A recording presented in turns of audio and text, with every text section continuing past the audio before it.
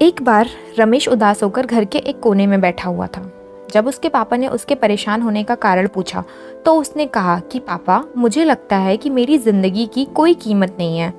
उसके पिताजी ने कहा कि ठीक है, अगर तुम सच में अपनी जिंदगी की कीमत समझना चाहते हो तो मैं तुम्हें एक पत्थर देता हूँ।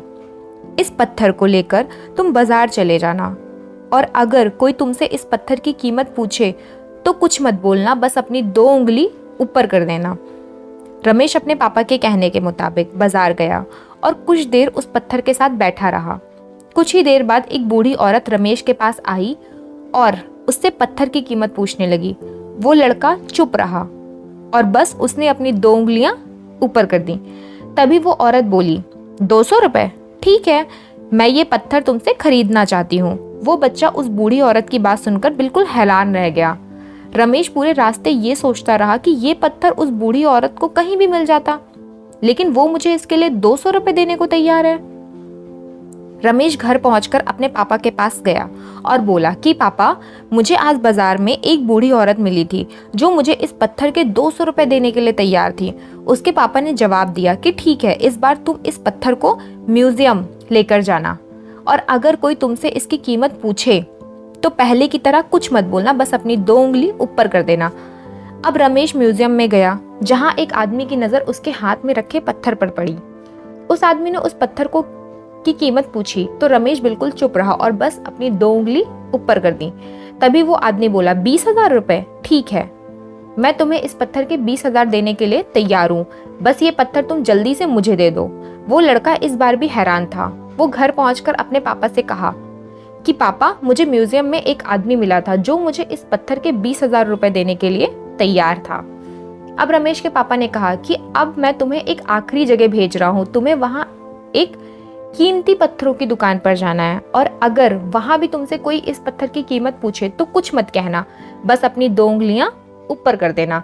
अब रमेश उस कीमती पत्थरों की दुकान पर गया, जहां पर उसने देखा कि एक आदमी काउंटर के पीछे खड़ा था। रमेश के हाथ में वो पत्थर देखकर वो बूढ़ा आदमी काउंटर से बाहर निकला और उस बच्चे के हाथ से वो पत्थर लेकर खुद देखने लगा और बोला, ये पत्थर तुम्हें कहाँ मिला? ये तो बहुत कीमती लग रहा है, तुम मुझे ये पत्थर कितने में बेचोगे? रमेश इस बार भी चुप रहा और बस हर बार की तरह उसने अपनी 2 उंगलियां ऊपर कर दी। तभी वो बूढ़ा आदमी बोला, 2 लाख रुपए? ठीक है, मैं तुम्हें 2 लाख देने को तैयार हूँ, तुम बस ये पत्थर मुझे दे दो। रमेश को अपनी आंखों पर विश्वास नहीं हो रहा था। रमेश अपने घर आकर अपने पापा से बोला, पापा, कीमती पत्थरों की दुकान में एक बूढ़ा आदमी मुझे इस पत्थर के लिए 2 लाख रुपए देने को तैयार है। रमेश के पापा उससे बोले, आप समझ आया, तुम्हें अपने लाइफ की वैल्यू, तुम्हारी लाइफ की वैल्यू इस बात पर डिपेंड करती है कि आप अपने आप को कहाँ रखते हो। ये आपको तय करना है कि आपको 200 रुपए का पत्थर बनना है या फिर 2 लाख रुपए का। जिंदगी में कई सारे ऐसे लोग होते हैं जो आपसे बहुत प्यार करते हैं, उनके लिए आप सब कुछ हैं, और वहीं पर कुछ लोग ऐसे भी होते हैं जो आपको बस एक सामान के तरह आपका यूज करते हैं, उनके लिए आप कुछ भी नहीं हो। तो अब ये आप पर डिपेंड करता है कि आपकी लाइफ की वैल्यू क्या होगी।